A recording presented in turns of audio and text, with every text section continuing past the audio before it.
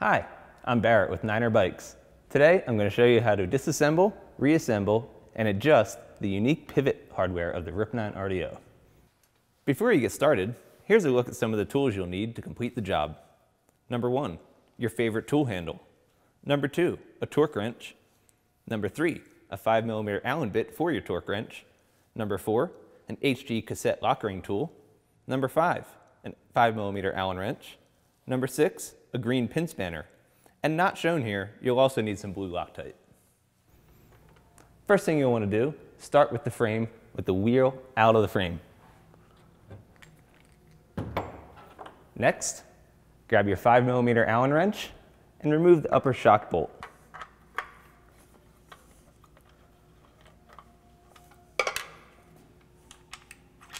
When the shock bolt's out, swing the shock forward to rest on a down tube.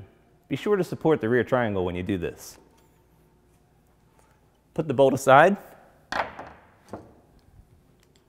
Grab your HG cassette lockering tool and put it into your favorite tool handle. And loosen the main pivot bolt.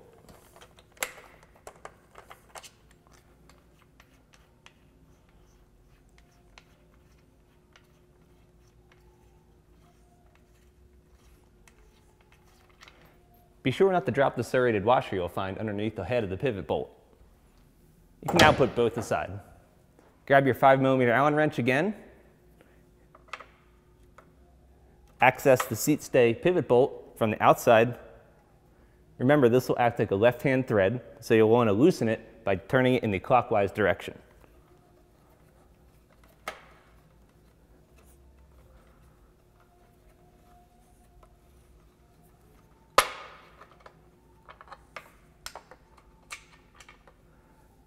Set both aside. You can now remove the non-drive side carbon rocker. Set it aside. Underneath, you'll find the adjuster cone. This is a normal right-hand thread, so loosen it by turning it counterclockwise.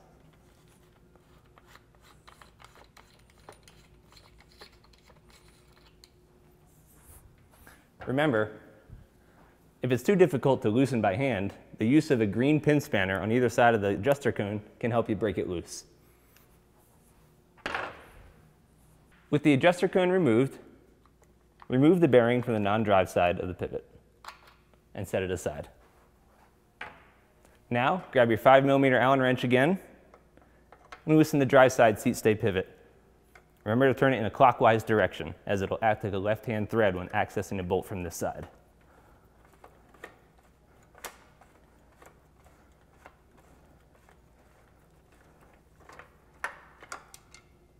With that bolt out, you can now allow the swing arm to come to a rest at the end of its travel, and you can remove the drive side carbon rocker with the main pivot spindle.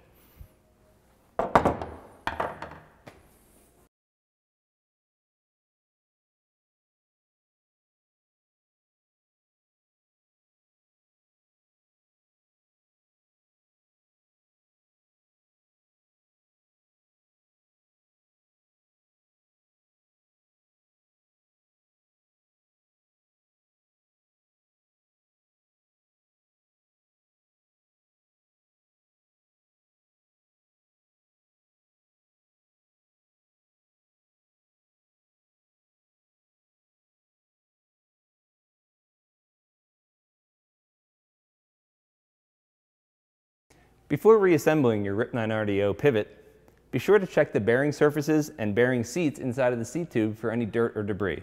Remember, no grease is needed for either of these surfaces. Take one of the cartridge bearings, put it onto the main pivot spindle, install it from the drive side, and take the other bearing, install it from the non-drive side. Then, take your adjuster cone and thread it onto the main pivot spindle.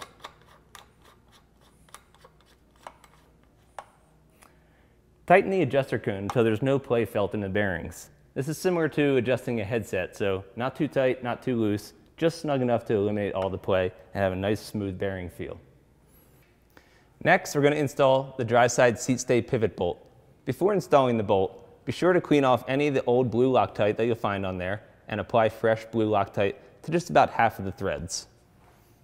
Bring the swing arm up to the dry side carbon rocker and install the Seatstay pivot bolt.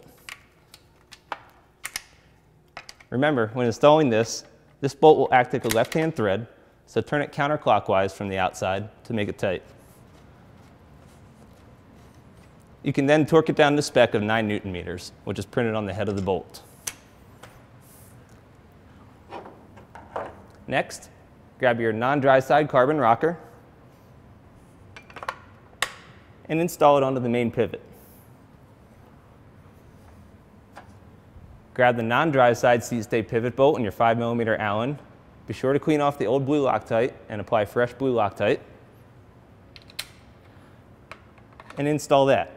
Remember, counterclockwise will make it tight from the outside.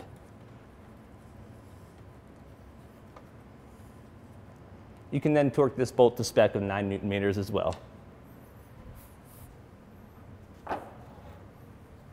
Next, grab your main pivot bolt, clean off the Loctite and apply fresh blue Loctite. Be sure the serrated washer is under the pivot bolt head. And thread the main pivot bolt all the way in. Don't torque it down just yet. Grab your upper shock bolt and a 5mm Allen and reinstall this before torquing the main pivot bolt.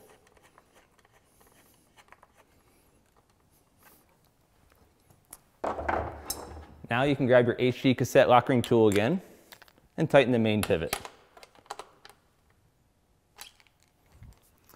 Remember to have a torque wrench on hand that can handle the 9, 12, and 18 Newton meter torque spec of each bolt.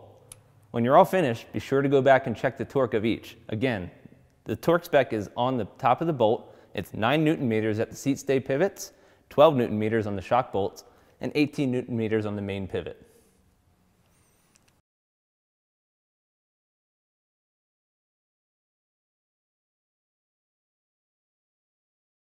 This is a highly anti-corrosive treatment, great for use in a bearing. It's going to go underwater and shit.